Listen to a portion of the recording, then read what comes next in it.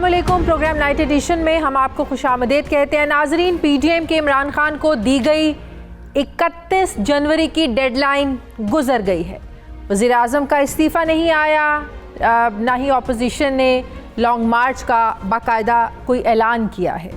कल तक पिंडी की जानिब लॉन्ग मार्च की धमकियां देने वाले मौलाना फजलुर रहमान ने अपने सियासी मौक़िफ़ पर ऐसा यू टर्न लिया कि इस्टेब्लिशमेंट से शुरू की गई जंग को गिले शिकवों में उन्होंने तब्दील कर दिया।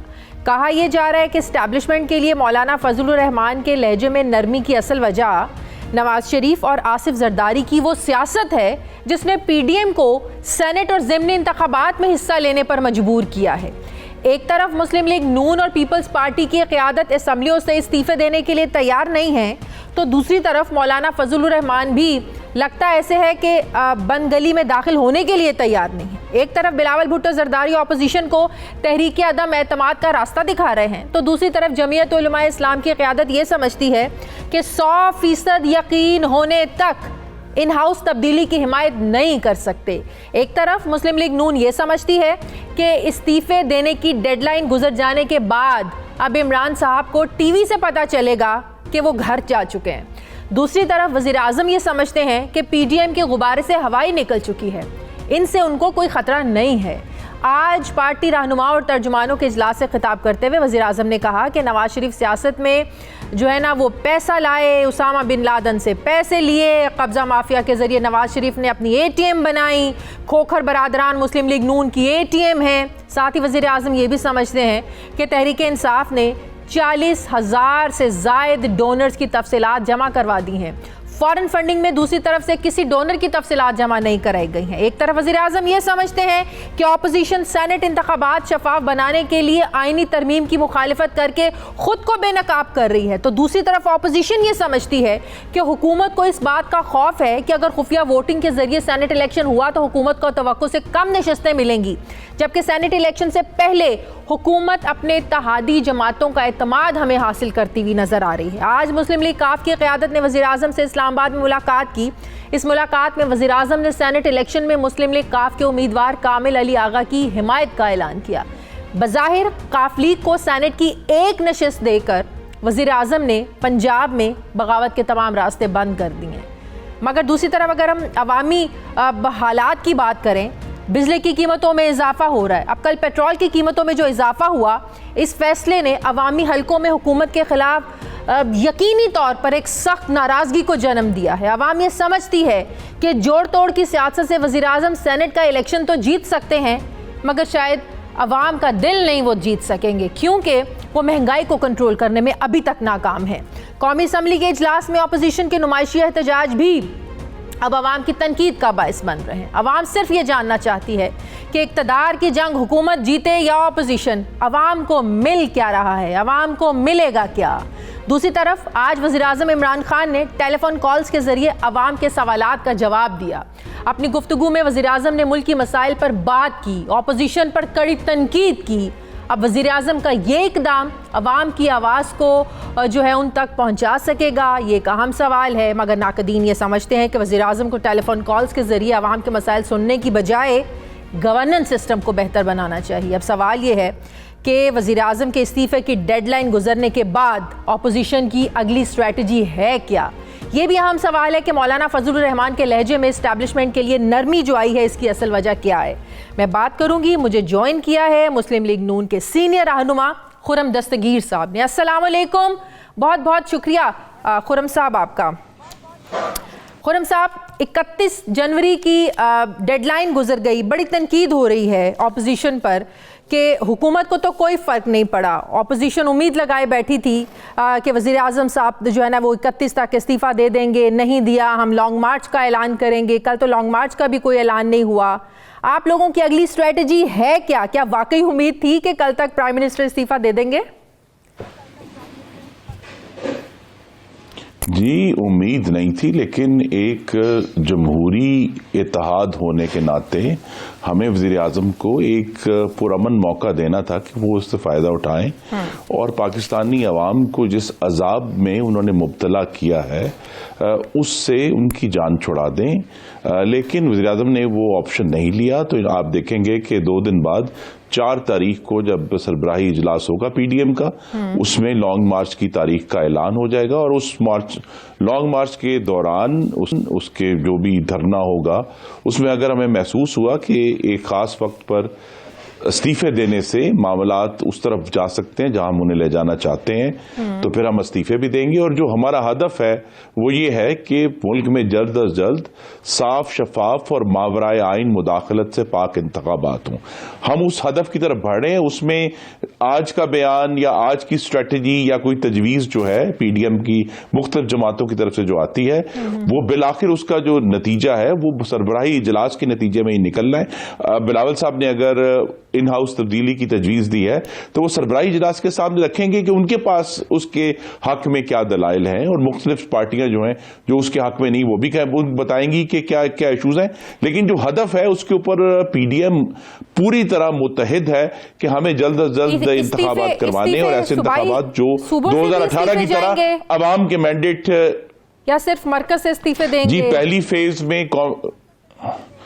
पहली फेज में मरकज से इस्तीफे होंगे, और फिर हमें अगर महसूस हुआ कि सूबों से भी देने से हमारा, जिस तरह मैंने कहा, देखिए इस्तीफे हदफ नहीं है, लॉन्ग मार्च हदफ नहीं है, हदफ इंतखाबात हैं, और ऐसे इंतखाबात है जिसमें पाकिस्तान की अवाम का एतमाद हो 2018 की तरह वो चोरी शुदा मैंडेट की बुनियाद पर ना हो। और जो हमने ये अब तजर्बा कर लिया है कि ये जो हाइब्रिड निजाम है चोरी शुदा मैंडेट की बुनियाद पे, वो अवाम के लिए भूख लेकर आता है, बेरोजगारी लेकर आता है, पाकिस्तान की खारजा पॉलिसी के लिए तबाही लेकर आता है। पंजाब में कोई ऐसी तब्दीली लाकर हम तहरीक इंसाफ को शहीद बनने का मौका नहीं देंगे, ताकि कल को अवाम की अदालत में जाकर ये ना कहें कि हमें ऑपोजिशन ने, नून लीग वालों ने, पीपल्स पार्टी वालों ने काम नहीं करने दिया, जिससे उनकी बात से ये तासुर मिला कि पंजाब की हुकूमत को आप लोग छेड़ने वाले नहीं हैं। अगर कोई शोर मचाएंगे या कहीं ऐलान जंग होगा तो वो मरकज में होगा। तो सवाल ये पैदा होता है कि पंजाब में आप लोग हुकूमत को चलने देना चाहते हैं और मरकज में धक्का देना चाहते हैं? जी नहीं, देखिए पंजाब में भी जो तहरीक इंसाफ की हुकूमत है वो समझिए बाल बराबर मेजॉरिटी पकड़ी। जो आखिरी टेस्ट हुआ था पिछले साल सेनेट की जो वोटिंग हुई थी, 176 हमारे वोट थे अपोजिशन के और 183 हुकूमत के वोट थे, सिर्फ 7 का फर्क है।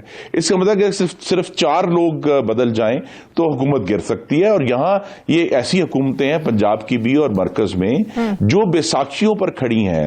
मरकज की हुकूमत काफ लीग और MQM, वो 2 क्यों हैं जिसकी बेसाखियों पर खड़ी है। और ये जो बेसाखियां हैं ये इमरान खान की मोहब्बत में उनके बगल के नीचे नहीं है, वो कोई और ये मॉन्स्टर है फ्रैंकनस्टाइन का जिसे इकट्ठा करके खड़ा किया गया है। और वो यही सूरत हाल पंजाब में है।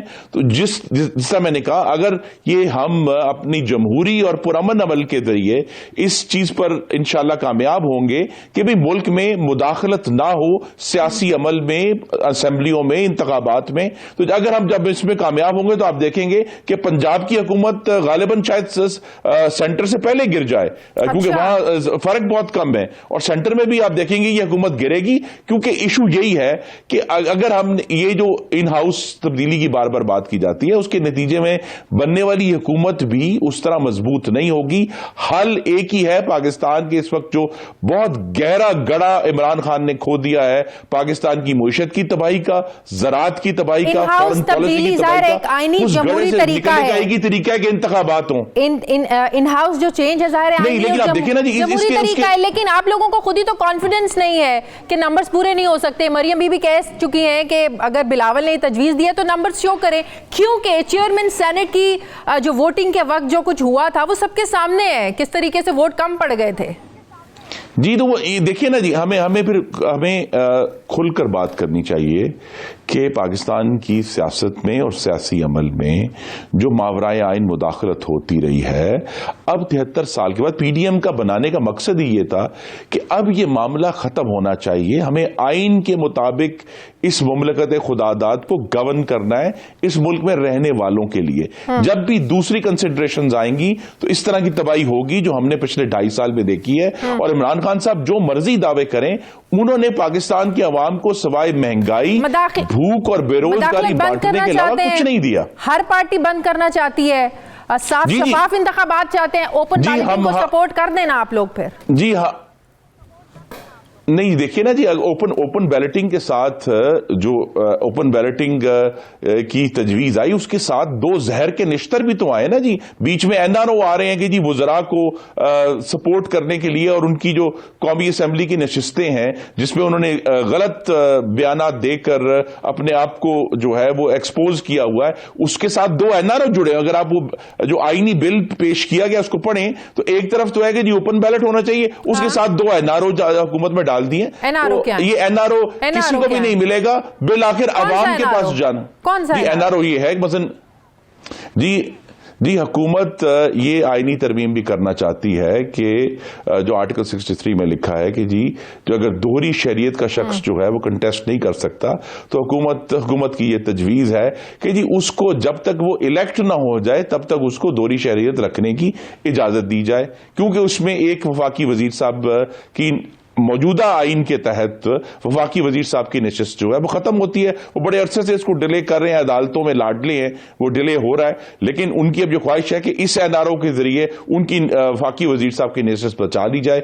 इसी तरह जो है उसके अंदर एक और भी शिक डाली गई जो और दो वज़रा और सेनेटर्स को एनआरओ देती है। दोहरी शरीयत का हामिल शख्स इलेक्शन लड़ सकता है, अगर वो जीत जाता है तो उसको दोहरी शरीयत छोड़नी होगी। वो किसी भी अवामी ओहदे को लेने का तब तक मजाज नहीं है जब तक दोहरी शरीयत नहीं छोड़ेगा। मैं यही अर्ज कर रहा हूं जी, मैं यही अर्ज कर रहा हूं कि सुप्रीम कोर्ट ने कहा है कि आपको अपने कागजात नामजदगी दाखिल कराते वक्त आपकी दोहरी शरीयत नहीं होनी चाहिए।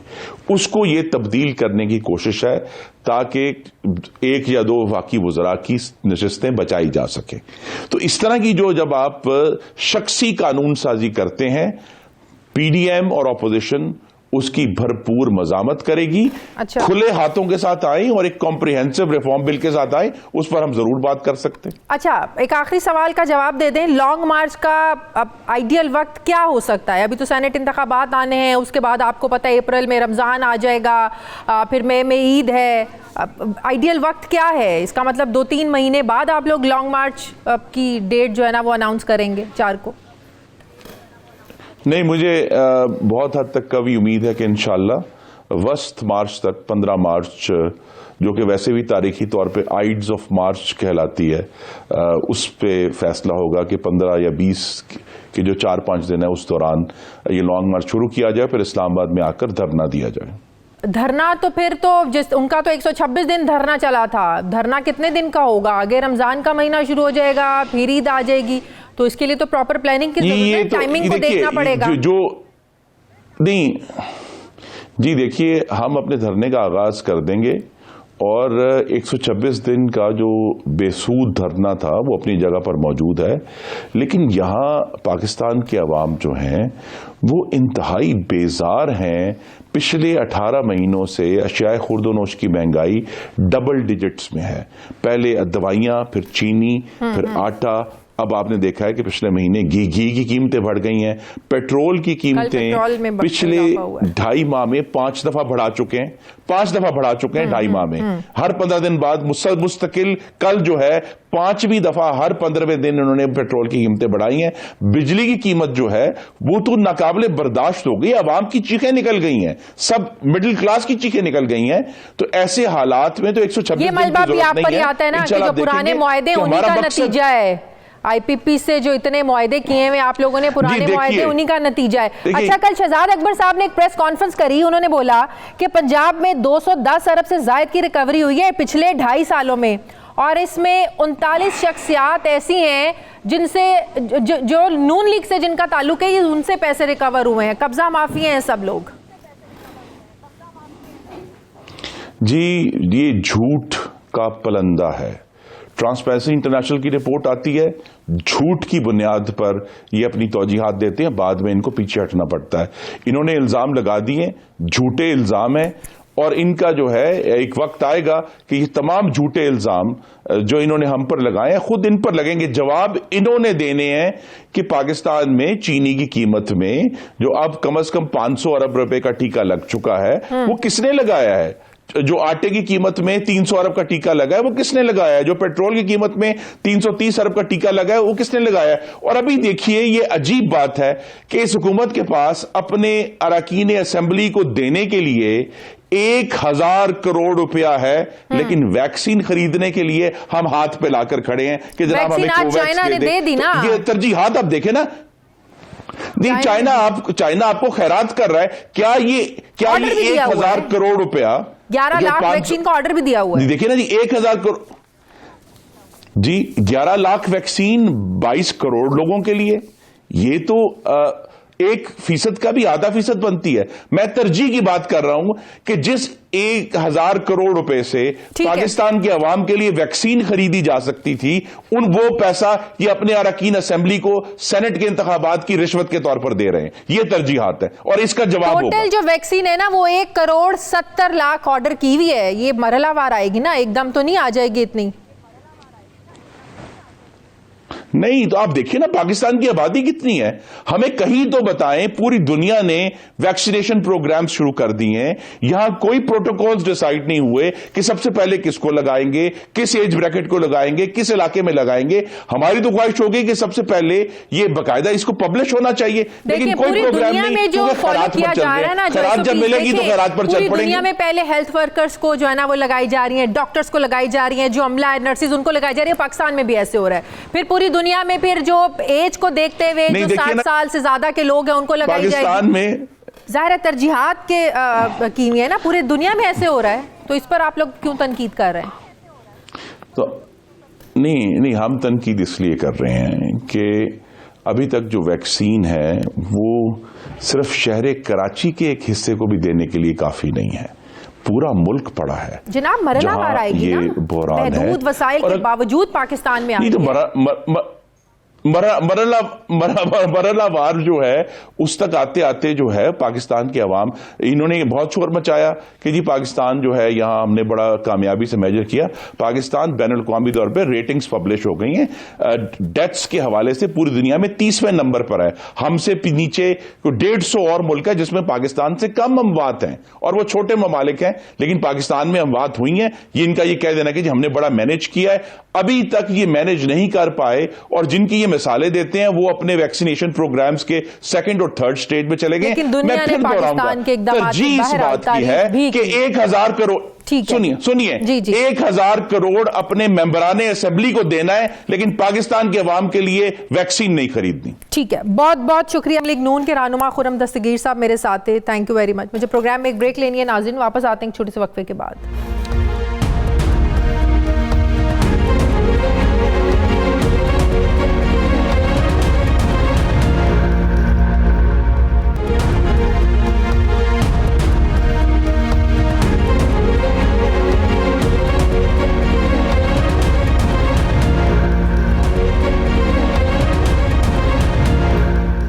ब्रेक के बाद एक बार फिर से आपको खुशामदीद कहते हैं। नाजरीन, चीन की तरफ से अतिया करदा 5 लाख कोरोना वैक्सीन की पहली खेप आज पाकिस्तान पहुंच गई है, जिसे इस्लामाबाद के नूर खान एयरबेस पर वज़ीर ख़ारजा शाह महमूद कुरैशी और वज़ीर आज़म के मुआविन खुसूसी बराए सेहत डॉक्टर फैसल सुल्तान ने वसूल किया। वैक्सीन वसूली की तकरीब से खिताब के दौरान वज़ीर ख़ारजा शाह महमूद कुरैशी ने कहा कि हमें इस बात पर फ़ख्र है कि पाकिस्तान दुनिया में पहला मुल्क है जिसे चीन ने अपनी तैयार करदा कोरोना वैक्सीन साइनोफार्म अतिया की है।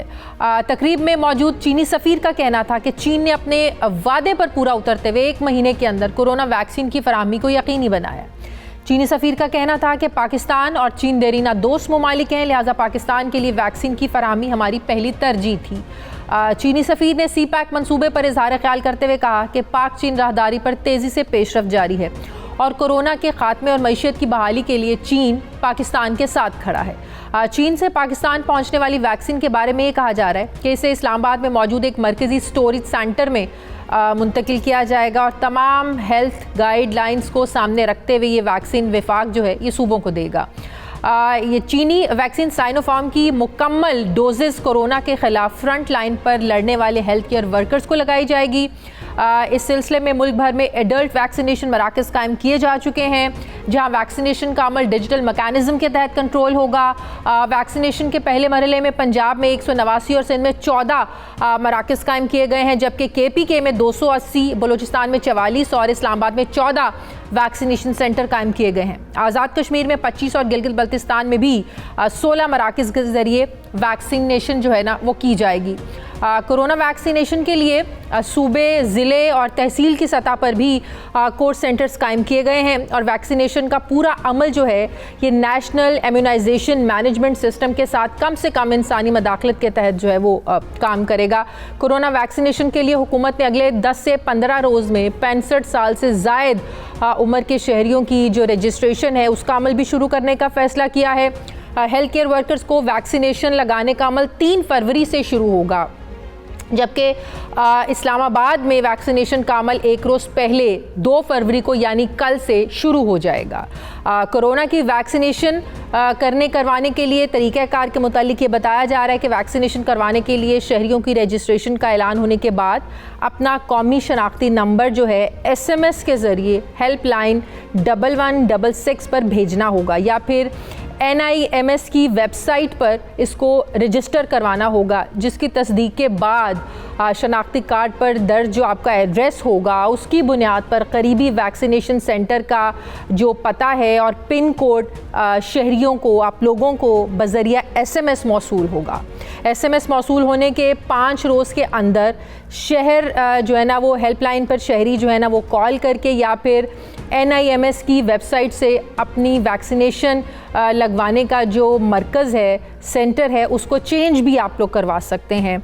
और अपॉइंटमेंट वाले दिन शहरियों को अपना जो ID कार्ड है, शनाख्ती कार्ड है और पिन कोड लेकर वैक्सीनेशन सेंटर जो है पहुंचना होगा और वैक्सीन लगने के बाद 30 मिनट तक सेंटर में ज़ाहिर है ज़ेर निगरानी रहना होगा। ज़राए के मुताबिक तीसरे मरहले में 18 साल और इससे बड़ी उम्र के अफराद को वैक्सीनेशन फराहम की जाएगी, लेकिन 18 साल से कम उम्र के जो लोग हैं, अफराद हैं, उनको वैक्सीनेशन नहीं लगाई जाएगी। पाकिस्तान में कोरोना वैक्सीन का पहुंचना यकीनन खुशाइंद है, मगर आज सूबाई वज़ीर सेहत डॉक्टर यास्मीन राशिद ने ये कहा कि कोरोना वैक्सीनेशन के साइड इफ़ेक्ट्स भी हैं, इसलिए हर शख्स अपनी ज़िम्मेदारी पर वैक्सीनेशन करवाए। मगर सवाल ये है कि कोरोना वैक्सीनेशन के साइड इफ़ेक्ट से बचने के लिए आवाम को करना क्या होगा, इसी पर मैं बात करूँगी। मुझे ज्वाइन किया है वज़ीर आज़म के मुशीर सेहत डॉक्टर फैसल सुल्तान साहब। अस्सलाम वालेकुम, बहुत बहुत शुक्रिया डॉक्टर साहब आपका। डॉक्टर साहब, ये तो खुशखबरी है ज़ाहिर है लोगों के लिए, चाइना की तरफ से जो 5 लाख वैक्सीन डोनेट की गई है पाकिस्तान को, लेकिन एक बात से अब ज़ाहिर है लोगों को बड़ा कंसर्न है, उसको ज़रा एलेबोरेट कर दीजिए। जो डॉक्टर यास्मीन राशिद साहिबा ने कहा कि हर कोई अपनी ज़िम्मेदारी पे लगाएगा वैक्सीन, इसके साइड इफ़ेक्ट्स होते हैं, तो ये ज़रा बता दीजिएगा कि ऑलरेडी जो बीमार हैं, जिनको ब्लड प्रेशर है, जिनको शुगर है या कोई हार्ट पेशेंट है, तो क्या क्राइटेरिया होगा वैक्सीन लगवाने का? डॉक्टर साहब मेरे ख्याल से जी उनका कहने का मकसद तो कुछ ये था कि वैक्सीन जो है वो वॉलंटरी बेसिस पे होगी, इसमें ज़बरदस्ती नहीं होगी, तो वो तो बात वाज़ेह है। लेकिन जहाँ तक इसकी सेफ्टी का ताल्लुक है, ये बड़े एक्सटेंसिव ट्रायल्स के बाद अप्रूव की जाती है। तो मैं समझता हूँ कि जो भी अदाद शुमार मौजूद हैं उसकी रोशनी में हम बड़े क्लियरली ये कह सकते हैं कि ना सिर्फ ये वैक्सीन अपनी अफादियत रखती है बल्कि सेफ़ भी है। तो बिल्कुल इसको इस्तेमाल कीजिए। बल्कि मैं समझता हूँ कि वो लोग जिन बीमारियों का आपने जिक्र किया, ब्लड प्रेशर, शुगर, उनमें बल्कि कोविड का रिस्क जो है उसकी कॉम्प्लिकेशंस का रिस्क ज़्यादा होता है, तो बल्कि ये ऐन वो लोग हैं जिनको इस प्रोटेक्शन की बिल्कुल ज़रूरत है। तो वैक्सीन जब आपको ऑफर हो तो ज़रूर इसको लगाना कंसिडर कीजिए। डॉक्टर साहब, जिस तरह बाहर के ममालिक में हो रहा है, वैक्सीन जब लगती है उसके हफ्ते 2 हफ्ते के बाद फिर लगवानी पड़ती है, 2-3 सिटिंग्स होती हैं वैक्सीन लगवाने के लिए, एज इट इज़ पाकिस्तान में भी होगा सर? जी, जो ये वाली वैक्सीन है साइनोफार्म, इसकी 2 डोजेस दरकार हैं और वो 3 हफ्ते के गैप से हैं। डॉक्टर साहब, हमारे भी ज़ाहिर है वही प्रायोरिटी है, पहले हेल्थ वर्कर्स, नर्सेज, डॉक्टर्स, उसके बाद फिर आप लोग जिस तरह बाहर हो रहे हैं, ज़्यादा जो 70 साल से ज़्यादा के लोग हैं, बुज़ुर्ग हैं, वहाँ से शुरू करेंगे। हमारे यहाँ भी इसी क्राइटेरिया से लगेगी? जी बिल्कुल, जो सीक्वेंस है वो इसी तरह से होगा। सबसे पहले फ्रंटलाइन हेल्थ केयर वर्कर्स और उसके बाद 65 साल से ज़्यादा उम्र के लोगों से हम शुरू करेंगे और फिर बतदरीज नीचे चलते जाएंगे। तो कोई मसला नहीं, वो आहिस्ता आहिस्ता हम इसको सारी पॉपुलेशन को कवर कर लेंगे, लेकिन सीक्वेंस ऐसे ही होगा। जी डॉक्टर साहब, ये जो 5 लाख वैक्सीन चाइना ने डोनेट की है, ये तमाम सूबों में इक्वली इसको डिस्ट्रीब्यूट किया जाएगा? जी, जो चाइना से डोनेटेड वैक्सीन आई है, इसको एक प्रोपोर्शन से दिया जा रहा है, क्योंकि हम फ्रंटलाइन हेल्थ केयर वर्कर्स की एक लिस्ट ले चुके थे अपने सूबों से, और उसी की प्रोपोर्शन से इसको डिस्ट्रीब्यूट किया जाएगा, बिल्कुल एक इक्विटेबल और फेयर तरीके से, उसी रेशो से जिसके के फ्रंटलाइन हेल्थ केयर वर्कर्स का डेटा हमारे साथ शेयर किया गया। टोटल कितने हेल्थ केयर वर्कर हैं और आम आदमी की बारी फिर कब आएगी? जी, ये जो फ्रंटलाइन हेल्थ केयर वर्कर हैं, ये तकरीबन 4 लाख की रेंज में हैं, और फिर जो बाकी हेल्थ वर्कर्स हैं वो तकरीबन मिलियन की रेंज में हैं। लेकिन अच्छी बात ये है, जैसे आपने सुना कि इस साइनोफार्म के अलावा हमें जो कोवैक्स फैसिलिटी के थ्रू एस्ट्राजेनेका की वैक्सीन दस्तयाब होगी, उसकी अच्छी तादाद हमें इसी महीने के आखिर से शुरू हो जाएगी, और पहली छमाही में कम से कम 6 से 7 मिलियन डोजेस के लगभग हमें मिलेगी। तो इसलिए हमारी जनरल पॉपुलेशन की जो वैक्सीनेशन का आगाज़ है 65 साल से ज़्यादा उम्र के लोगों से, वो इसी दौरानिए में शुरू हो जाएगा। तो प्राइवेट हॉस्पिटल के हेल्थ वर्कर्स को भी फ्री में दे रहे हैं, और अगर प्राइवेटली भी कोई ऑर्डर करना चाहे तो वो कर सकता है क्या? इस वक्त तो जो frontline workers health care workers को हम दे रहे हैं जी, हम समझते हैं कि सारे हेल्थ केयर वर्कर्स हमारे हैं वो पब्लिक सेक्टर हॉस्पिटल्स में हों, नॉन प्रॉफिट में हों, प्राइवेट में हों, क्योंकि उन्होंने अपनी जानें एट रिस्क लगाई हैं लोगों को कोविड से बचाने के लिए, तो हम सबको कवर कर रहे हैं। एक तो बात ये है। जहाँ तक प्राइवेट प्रोक्योरमेंट का ताल्लुक है एज अ वैक्सीन, वो हमने उसकी इजाज़त दी है। उसमें जैसे ही ग्लोबल अवेलेबिलिटी या सप्लाई होगी, आई एम श्योर कि कुछ पार्टीज़ आएंगी जो कि इसको इंपोर्ट करेंगी, लेकिन मैं समझता हूं कि जो ज़्यादातर तादाद है मुल्क में इस्तेमाल की, जो उसकी बेशतर तादाद है, वो पब्लिक सेक्टर के ज़रिए होगी, यानी फ्री होगी। सही। अच्छा डॉक्टर साहब, कहा जा रहा था बाहर अमेरिका में भी और इंग्लैंड में भी यही बातें हो रही थी कि जब से ये कोविड की दूसरी लहर शुरू हुई है, जो वायरस ने अपनी जो साख्त है इसको बदला है, ये ज़्यादा डेंजरस है, और फिर ये सवालात उठना शुरू हो गए, जो वैक्सीन तैयार कर ली गई है शायद वो उतनी यूज़फुल नहीं है, उतनी मुफीद साबित नहीं हो सकती है। तो हमारे यहाँ अगर मैं आपसे पूछूं कि कोरोना की दूसरी लहर के बाद हमारा डेथ रेशो क्या रहा, कितना लोगों ने इफेक्ट किया, और उसके बाद जो आज वैक्सीन आई है ये कितनी यूजफुल रहेगी हमारे यहाँ, तो क्या जवाब होगा इसका? देखिए जी, जो भी वायरसेस होते हैं वक्त के साथ वो म्यूटेशन उनमें होती है, उनकी हैयत तब्दील होती है, उनकी जो साख्त है, जो उनके अंदर जो आरएनए या डीएनए है वो चेंज होता है, ये कोई नई बात नहीं।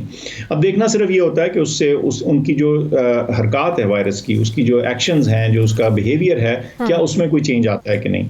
तो ये जो यूके में वेरिएंट आया, साउथ अफ्रीका में आया, इन सारी चीज़ों को देखा जा रहा है, दुनिया के मुख्तलिफ ममालिक इसको स्टडी कर रहे हैं, और वैक्सीन की अफादियत इनके खिलाफ उसको भी जज किया जा रहा है। तो अभी तक तो ये दिखता है कि मोर और लेस जिसे कहते हैं, इसमें अफादियत तमाम वैक्सीन्स की या जो टेस्ट की गई हैं वैक्सीन्स, वो चल रही है, लेकिन इसको देखना पड़ेगा वक्त के साथ। लेकिन एक चीज़ आपको साथ बताता चलूँ कि जब वैक्सीन्स बनाई जाती हैं तो अक्सर ये ख्याल रखा जाता है कि वायरस के उस हिस्से, उसके साख्त के उस एलिमेंट के ख़िलाफ़ बनाई जाए जो इतना जल्दी से तब्दील नहीं होता। अब जाहिर है इसमें एक साइंस की प्रेडिक्शन शामिल है और इसमें एक एफर्ट शामिल है, ये 100% नहीं होती बात। तो कभी कभार आपको ये हो सकता है कि वक्त के साथ इसमें कोई तब्दीली हो, लेकिन इस वक्त तक जो भी डेटा है उसमें हम कह सकते हैं कि जो ज़्यादातर वायरस की किस्में देखी गई, जो उसकी टाइप्स जो सर्कुलेट कर रही हैं, उसके खिलाफ वैक्सीन की प्रोटेक्शन कायम है। सर, मैं चाह रही हूँ एक आखिरी सवाल, मेरे प्रोग्राम के ज़रिए आप ज़रा लोगों को अवेयर कर दीजिए कि किन लोगों को ये वैक्सीन सूट नहीं कर सकती है। अब जाहिर है किसी को कोई एलर्जी हो सकती है, किसी को और मसाइल हो सकते हैं, तो मैं चाहूँगी कि ज़रा आप लोगों को बता दें कि कौन लोग इस वैक्सीन को लगवाने से गुरेज करें। इस वक्त तो जी जो इंडिकेशंस हैं, जो जिनके या वो कंडीशंस हैं जिनको वैक्सीन इस वक्त हम नहीं अप्रूव कर रहे, उसमें एक तो ये है कि 18 साल से कम लोगों के लिए ये वैक्सीन अप्रूव नहीं है। जो साइनोफार्म वैक्सीन है, ये मैं स्पेसिफिकली साइनोफार्म का जिक्र कर रहा हूँ, उसका जो अप्रूवल है वो 60 ईयर से ऊपर 60 साल से ऊपर का नहीं है। उसके अलावा प्रेग्नेंट ख़वातीन जो हैं उनके लिए इसका जो है अप्रूवल नहीं है। तो ये कुछ रिस्ट्रिक्शंस हैं, लेकिन जब आप वैक्सीन लगवाने जाते हैं तो आप वहाँ बात कर भी सकते हैं और आपको गाइडेंस भी दी जाएगी, क्योंकि तमाम सूबों को हमने रिटर्न इसकी तफसीलात भी मुहैया की हैं ताकि वैक्सीन सेंटर्स पे भी ये चीज़ अगर पूछी जाए तो उनको गाइड किया जा सके। ठीक है, बहुत बहुत शुक्रिया डॉक्टर फैसल सुल्तान की मुशीर बराए सेहत हमारे साथ है। Thank you very much doctor साहब। मुझे प्रोग्राम में एक ब्रेक लेनी है नाज़रीन, वापस आते हैं एक छोटे से वक्फे के बाद।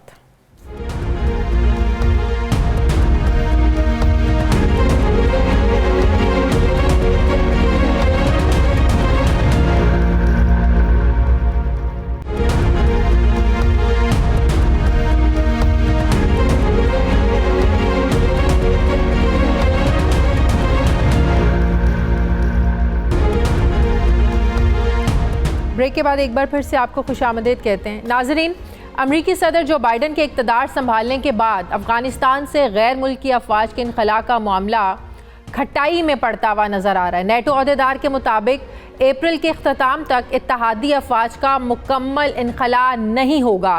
तालिबान की जानिब से मुआहदे पर अमल नहीं किया गया। अमरीका की नई इंतज़ामिया पॉलिसी में रद्दोबदल करेगी। जल्दबाजी में दस्तबरदारी का जो तासुर मौजूद था इसको ख़त्म कर दिया जाएगा और हम इनखला की मज़ीद मौसर हिकमत अमली देख सकते हैं।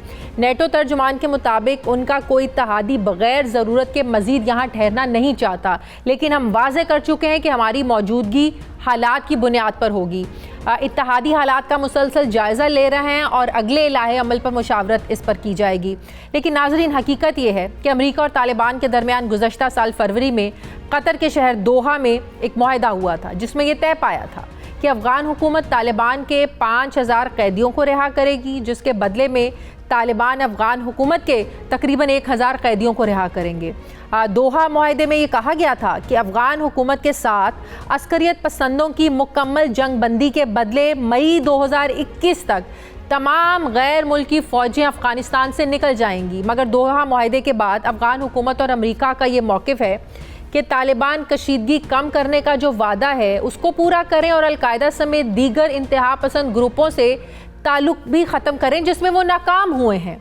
जबकि तालिबान का दूसरी तरफ ये मौक़िफ़ है कि अमरीका दोहा मुआहदे की मुसलसल खिलाफ वर्जी कर रहा है। एक तरफ अफ़गानिस्तान में तशद्दुद की नई लहर दिखाई दे रही है तो दूसरी तरफ ईरान ने तालिबान को अफ़गान हुकूमत से मुज़ाकरात में सालिसी की पेशकश की है। मीडिया रिपोर्ट्स के मुताबिक ईरानी वज़ीर ख़ारजा जवाद ज़रीफ़ ने तेहरान में तालिबान के सियासी उमूर के सरबरा मुल्ला अब्दुल गनी बरादर की क़यादत में आने वाले वफ़द का खैर मकदम किया। ईरानी वज़ीर ख़ारजा के मुताबिक वो अफ़गानिस्तान में बसने वाले तमाम नस्ली गिरोहों और मकातब फ़िक्र पर मुश्तमिल हुकूमत साजी की भरपूर हिमायत करेंगे। ईरान का ये मौक़िफ़ है कि अफ़गानिस्तान में जारी तनाज़ात के हल के लिए अमरीका अच्छा सालिस नहीं है। अब सवाल ये है कि क्या ईरान अफ़गान हुकूमत और तालिबान के दरमियान सालिसी करवा सकता है? सवाल ये भी है कि क्या अमरीका और नेटो अफवाज सोची समझी हिकमत अमली के तहत दोहा मुआहदे से दस्तबरदार होना चाहते हैं? सवाल ये भी बड़ा अहम है कि आखिर दोहा मुआहदे की खिलाफ वर्जी तालिबान कर रहे हैं या अमरीका कर रहा है? इस पर मैं बात करूंगी। मुझे ज्वाइन किया है माहिर अफ़गान उमूर सीनियर तज्ज़ियाकार रहीमुल्लाह यूसुफ़ज़ई साहब ने। अस्सलाम वालेकुम, बहुत बहुत शुक्रिया रहीमुल्लाह साहब। रहीमुल्लाह यूसुफ़ज़ई साहब, दोनों तरफ से ये कहा जा रहा है, अफ़गान हुकूमत भी ये बात कर रही है और अमरीका भी ये बात कर रहा है कि तालिबान मुआहदे की पासदारी नहीं कर रहे हैं।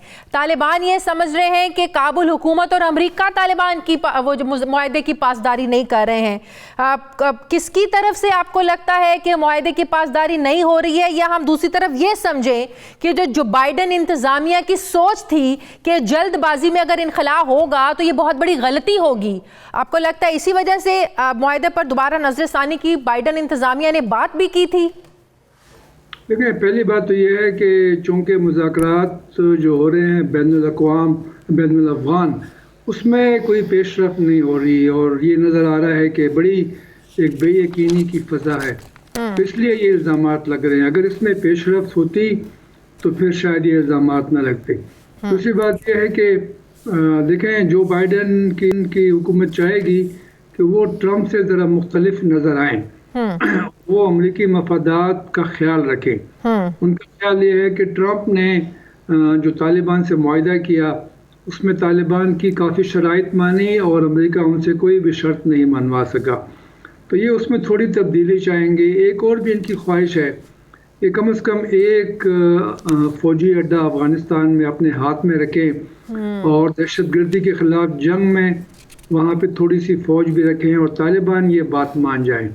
तो ये तालिबान के ऊपर दबाव बढ़ाने की कोशिश है। तालिबान समझते हैं कि ये अफ़गान हुकूमत जो है ये इस अमन के सिलसिले की सबसे बड़ी रुकावट है और वो बार बार कह चुके हैं। वो कह रहे हैं अभी जो मुज़ाकरात हो रहे हैं जो 5 जनवरी को शुरू हुए उसमें अफ़गान हुकूमत जो है वो बिल्कुल संजीदा नहीं है। तो मेरे ख्याल में तो आपको लगता है अमेरिका के जो कंसर्न्स हैं, नेटो के जो कंसर्न्स हैं कि जल्दी में इनक़ला नहीं होना चाहिए, हालात की बुनियाद पर फैसला किया जाएगा, क्या वाकई अमेरिका नेटो ये समझते हैं कि काबुल हुकूमत अभी इस काबिल नहीं है कि वहाँ का जो सिक्योरिटी सिस्टम है या उनके हवाले से को वो ज़्यादा जो है ना वो इस पर काम कर सकते हैं या हालात को संभाल सकते हैं? देखिए ये तो बात की सोच है, ये एक नई बात सामने आई है। हालांकि जो दोहा में मुआहदा हुआ पिछले साल फरवरी में उसमें 14 महीने की मुद्दत दी गई कि इसमें गैर मुल्की फ़ौज निकल जाएगी। तो 14 महीने तो काफ़ी अरसा है, ये कोई जल्दबाजी नहीं हो रही और मैं समझता हूँ कि ये अभी भी इसमें कुछ अरसा है। तो ये जो बाइडेन अगर ये समझते हैं कि तालिबान जो हैं उनसे फिर बातचीत होनी चाहिए, मुआहदे के ऊपर नज़रसानी होनी चाहिए, तो वो भी मुमकिन है। तालिबान बातचीत से इनकार नहीं करेंगे। काबुल हुकूमत क्यों रिलक्टेंट है? देखिए काबुल की हुकूमत तो काफ़ी गुस्से में थी। एक तो उनको पिछले मुज़ाकरात में जो अमेरिका और तालिबान के हुए शामिल नहीं किया गया, फिर जो मुआहदा हुआ वो अमेरिका और तालिबान को दरमियान हुआ, लेकिन उसमें अफ़गान फ़ौज को 5000 तालिबान कैदी रिहा करने पड़ गए। हालांकि उनकी मर्ज़ी नहीं थी, उनके ऊपर अमेरिकी दबाव था। अब भी तालिबान कह रहे हैं कि दोहा जो मुआहदा हुआ पिछले साल फरवरी में उसमें ये भी लिखा है जो मज़ीद तालिबान कैदी हैं उनको भी अफ़गान हुकूमत रिहा करेगी और जो उनके रहनुमाओं के नाम हैं UN सिक्योरिटी कौंसिल की ब्लैक लिस्ट में वो नाम भी निकाले जाएंगे। तो वो तो तालिबान तो कह रहे हैं कि हम मुआहदे के ऊपर मुकम्मल अमल दरामद कर रहे हैं। अमेरिका बहाने ढूंढ रहा है इस मुआहदे को ख़त्म करने के लिए, उनका एक मौक़िफ़ है। अफ़गान हुकूमत ज़ाहिर है उसको गैर मुल्की फ़ौज का ताउन चाहिए। अगर गैर मुल्की फ़ौज तो इस सिलसिले में जो तालिबान क़यादत ने तेहरान का दौरा किया है, फिर तेहरान ने पेशकश भी की है कि वो सालिस बनने को तैयार हैं इस मुआहदे में अफ़गान हुकूमत और तालिबान के दरमियान, क्या ये पॉसिबल है? ये कितना आपको लगता है कि ये अच्छी पेशरफ्त हो सकती है? देखिए ईरान ने इससे पहले भी इस तरह की पेशकश की है, लेकिन ये इस मसले में अमेरिका बड़ा फरीक है। अमेरिका की मर्ज़ी के बगैर कुछ भी नहीं होगा। तो अगर ईरान इस तरह सालिसी करता है तो उसको अमेरिका नहीं मानेगा। तो ये मेरे ख्याल में एक अच्छी पेशकश है, लेकिन इसके ऊपर अमल दरामद नहीं होगा। आप देखें तुर्की के सदर जो हैं तैयब अर्दोगान, उन्होंने कहा है कि वो तुर्की, अफ़गानिस्तान और पाकिस्तान की सरबराह कॉन्फ्रेंस अफ़गान अमन के हवाले से करने को तैयार है, उसके मेज़बान होंगे। तो ये सारे इस तरह कह रहे हैं, लेकिन आप देखिए कि असल फरीक जंग में कौन है? असल फरीक तो 3 ही है ना, अमेरिका है, तालिबान और अफ़गान हुकूमत। बिल्कुल, और अमेरिका की मर्ज़ी के बगैर कुछ हो नहीं सकता। नहीं, अमेरिका की मर्जी नहीं होगी तो चीन और रूस जैसी बड़ी ताकतें भी कुछ नहीं कर सकती। बिल्कुल सही। बहुत बहुत शुक्रिया। हमारे अफ़गान उमूर सीनियर कार रहीमुल्लाह यूसुफ़ज़ई साहब मेरे साथ थे। मुझे प्रोग्राम में एक ब्रेक लेनी है नाज़रीन, वापस आते हैं एक छोटे से वक्फे के बाद।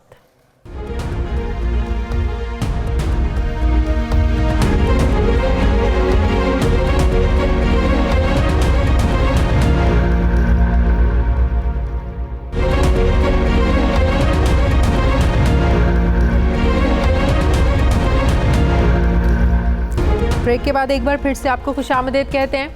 नाज़रीन, वफाकी हुकूमत ने 4 साल के बाद कौमी फ़ज़ाई कंपनी AHS इंटरनेशनल एयरलाइन का लाइसेंस बहाल करने की तैयारी की है। मुत्तहदा अरब अमारात की जानिब से आयद करदा संगीन इल्ज़ामात की वजह से AHS इंटरनेशनल एयरलाइन का लाइसेंस मनसूख कर दिया गया था। सिविल एविएशन अथॉरिटी की दरख्वास्त पर AHS एयर इंटरनेशनल पर लगने वाले 7 संगीन इल्ज़ामात की आला सतह पर इंक्वायरी भी कराई गई।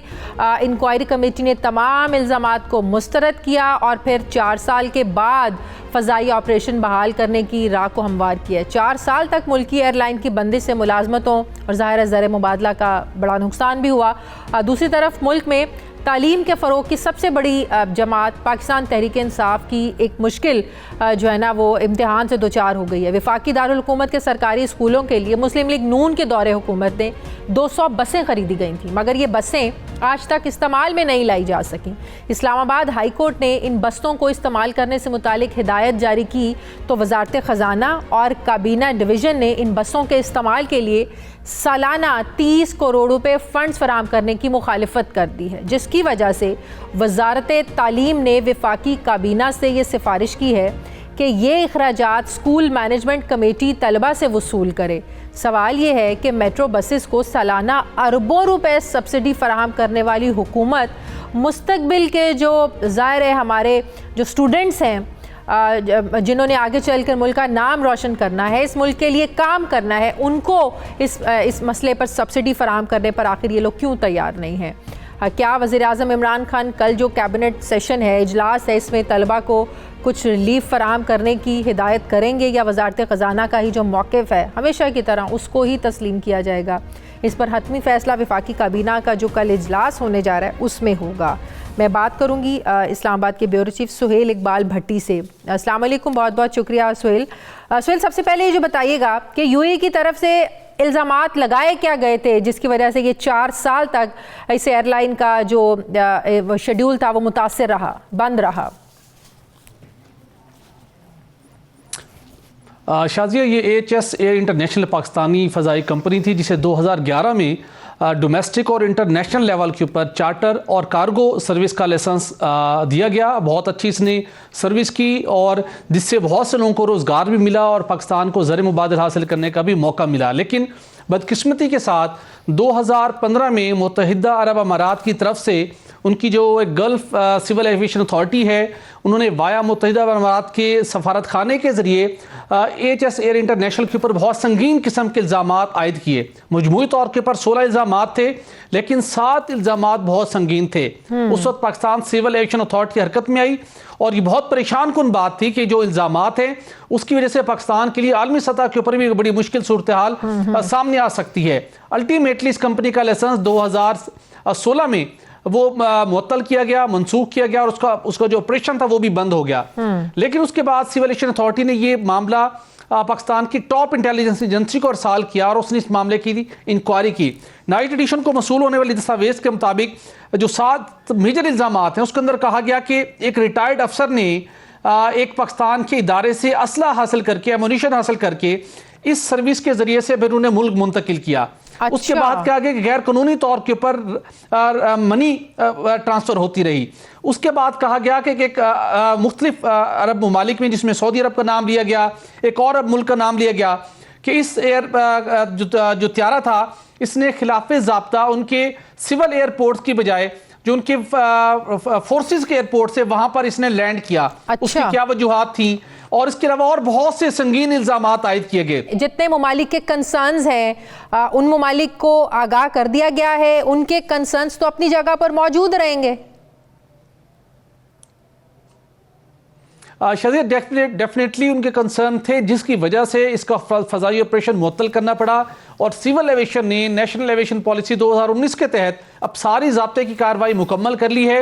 इस कंपनी के खिलाफ जो लगता ही है कि कुछ मुल्क दुश्मन अनासिर ने अपने मज़मूम मकासद के हासिल के लिए पाकिस्तान की फ़ज़ाई इंडस्ट्री को मुतासर करने की कोशिश की कि पाकिस्तान एक चार्टर फ़्लाइट्स में, कार्गो फ़्लाइट्स के अंदर एक नाम अगर पैदा करने जा रहा है तो उसको किसी न किसी तरीके से डैमेज किया जाए, जिससे अल्टीमेटली नाकाम बनाया गया है तमाम तर सबूतों की रोशनी में। जिसके बाद अब सिविल एविएशन अथॉरिटी की सिफारिश पर एविएशन डिवीज़न ने वफाकी काबीना से सिफारिश की है कि 2016 से ऑनवर्ड टू डेट इसका जो लाइसेंस है वो बहाल किया जाए। यकीनन अब ये कल काबीना के इजलास में डिस्कस होगा, कल अप्रूवल ली जाएगी, शुरू कर सके, कल अप्रूवल होगी इसकी। एग्जैक्टली अब ये वफाकी ठीक है। एग्जैक्टली वफाकी काबीना के एजेंडे पर शामिल है और हतमी मंजूरी इसकी कल ली जाएगी। अच्छा, ये जो इस्लामाबाद के सरकारी स्कूलों के लिए जो साबका दौरे हुकूमत में 200 बसें खरीदी गई मगर आज तक इस्तेमाल नहीं हुई, अब कहा जा रहा है कि इनको चलाने के लिए सालाना 30 करोड़ रुपए फंड्स चाहिए। वजारत ख़जाना ने तो इनकार कर दिया। वफाकी काबीना से कल इस पर भी बात होगी, इस पर भी सिफारिश की जाएगी कि ये फंड्स भी जारी करें। शाज़िया, बिल्कुल वफाकी दारुल हुकूमत में prime minister education reforms programme के तहत 2017 और 18 में 2016 और 17 में 200 नई बसें स्कूलों को फराहम की गई, लेकिन उनके लिए ड्राइवर, उनका ऑपरेशन, मेंटेनेंस कोई इंतजाम नहीं था। ये बसें इस्तेमाल में नहीं आ सकी। लेकिन मामला ये है कि वज़ीर-ए-आज़म इमरान खान जो तालीम और सेहत के हवाले से सबसे लीडिंग अपना रोल प्ले करते हैं आए रोज़, और वो माजी की हुकूमतों को क्रिटिसाइज करते हुए दिखाई देते हैं कि उन्होंने इंफ्रास्ट्रक्चर के ऊपर अरबों डॉलर्स खर्च किए लेकिन ज़हन साजी के ऊपर, तालीम के फ़रोग के लिए पैसे खर्च नहीं किए गए। अब उसी हुकूमत प्राइम मिनिस्टर के इमरान खान की हुकूमत में वजारत ख़जाना और काबीना डिवीज़न ने इन बसों के लिए फंड्स फराहम करने की मुखालफत कर दी है। दो ऑप्शन थी कि पब्लिक प्राइवेट पार्टनरशिप के तहत 15 करोड़ रुपए वफाकी हुकूमत दे या पूरा जो उसका एक्सपेंस है मसलाना 31 करोड़ रुपए वो वफाकी हुकूमत अदा करे। दोनों ऑप्शन को रिजेक्ट कर दिया गया है काबीना डिवीजन की जानिब से। अच्छा। और मिनिस्ट्री ऑफ फाइनेंस ने कहा क्या गया है कि स्कूल मैनेजमेंट कमेटी जो मुखय्यर हजरात से कलेक्शन करती है वो उस रकम से इन बसों को चलाने के लिए किरदार अदा करे। अच्छा। और माहाना बुनियादों के ऊपर बच्चों से पैसे वसूल करके इनको बसों को चलाया जाए, जो कि नामुमकिन है। प्राइम मिनिस्टर इमरान खान का कड़ा इम्तिहान है कि हमेशा इस बात को वो इन्होंने इनकरेज किया है। इस्लामाबाद के स्कूलों के बच्चों के लिए एजेंडे पर ये चीज शामिल है, ये मुद्दा पेश किया जाएगा कल। जी बिल्कुल, काबीना के एजेंडे में ये मामला शामिल है और कोशिश ये की जा रही है कि वफाकी हुकूमत 1 रुपया भी ना दे और मुखय्यर हज़रात से और तलबा से रकम इकट्ठी करके इन बसों को चलाने की कोशिश की जाए, जो कि काबिल अमल दिखाई नहीं देता। तलबा से पैसे इकट्ठे करने की इनकी स्ट्रैटेजी है तो यकीनन ये एक नाकाम स्ट्रैटेजी होगी और ज्यादती होगी स्टूडेंट्स के साथ। बहुत बहुत शुक्रिया। इस्लामाबाद के ब्यूरो चीफ सुहेल भट्टी हमारे साथ थे। नाज़रीन, हमारे प्रोग्राम का वक्त खत्म हो गया है। प्रोग्राम के लिए आप हमें फीडबैक ज़रूर दीजिएगा। अपना ख्याल रखिएगा। मुझे इजाज़त दीजिए। अल्लाह हाफिज़।